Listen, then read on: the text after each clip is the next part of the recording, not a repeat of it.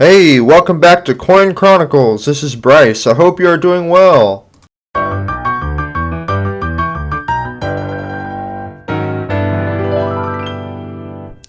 Today we will take a look at the history of the year 1920, the Roaring Twenties, and we will look at some coins from the year. This will include one Walking Liberty half dollar, one Mercury dime, and one Lincoln wheat cent. We will look at each coin and the important details such as mintage, grading, and inflationary value or purchasing power of the time. First, we will cover the history of the year 1920. In 1920, the 1920 United States Census count begins as it becomes the first census to record a population exceeding 100 million people at 106,021,537. On January 9th, thousands watch as the human fly, George Pauley, climbs the Woolworth Building in New York City.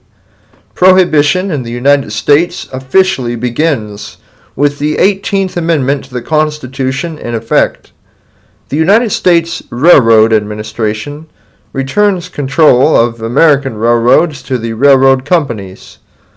And in the 1920 Palm Sunday tornado outbreak, it hits the Great Lakes region and deep South states when at least 37 tornadoes left at least 153 people dead and at least 1,215 injured.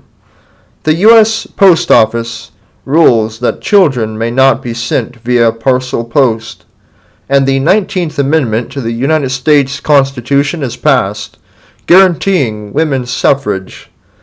In the Wall Street bombing, a bomb in a horse wagon explodes in front of the J.P. Morgan building in New York City, killing 38 people.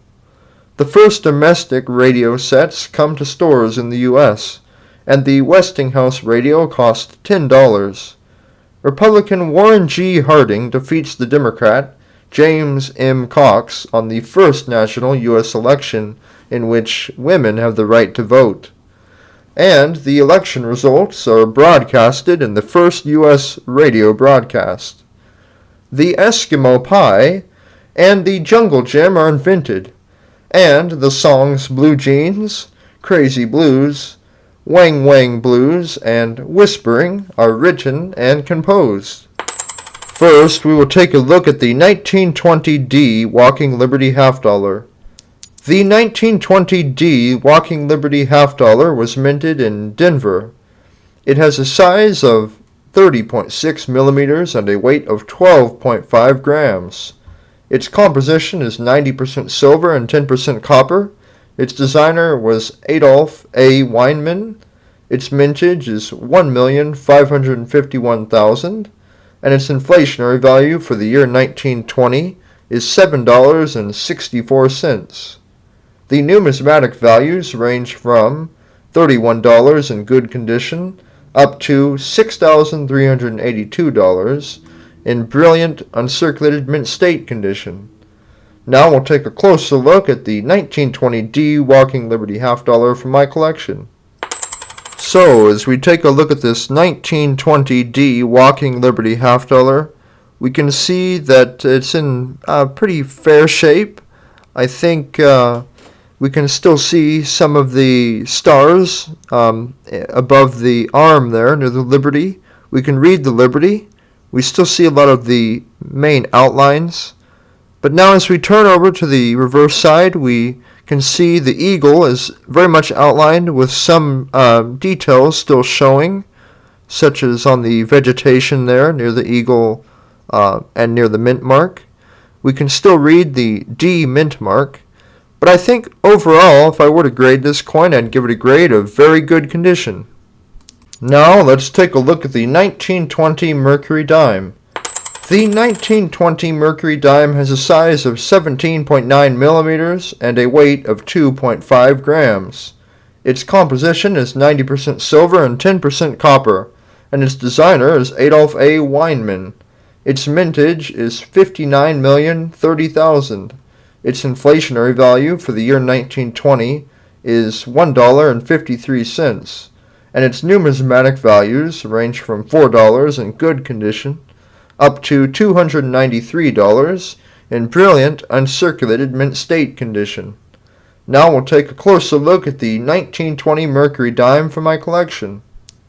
So, as we take a look at this 1920 Mercury dime, we can see it's in fair shape. The details on the wings there, on the head, are still somewhat detailed. We still read "In God We Trust," the Liberty, and we can read the date very clearly still. But then it also has a good sheen to it. But now, as we turn the coin over to the reverse side, we can see, we can read all the words near the rim. We can read the E pluribus unum. Some of the details on the axe are gone, but we can see the vegetation behind the axe. But I think overall, if I were to grade this coin, I'd give it a grade of very good condition. Now we'll take a look at the 1920 Lincoln Wheat Cent. The 1920 Lincoln Wheat Cent has a size of 19 millimeters and a weight of 3.11 grams. It has a composition of 95% copper and 5% tin and zinc, and its designer is Victor D. Brenner. Its mintage is 310,165,000, and its inflationary value for the year 1920 is 15 cents.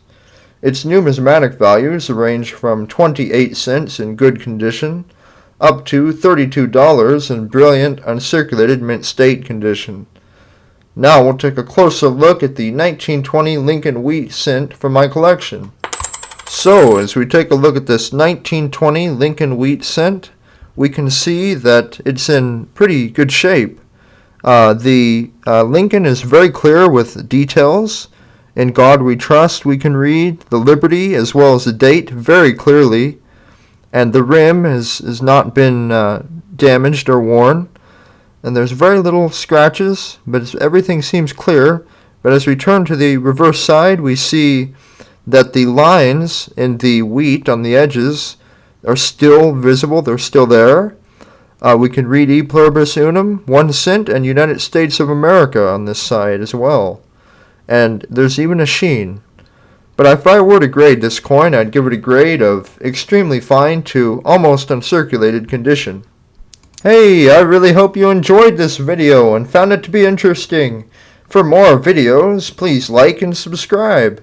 Thank you. Keep on collecting and have a great day.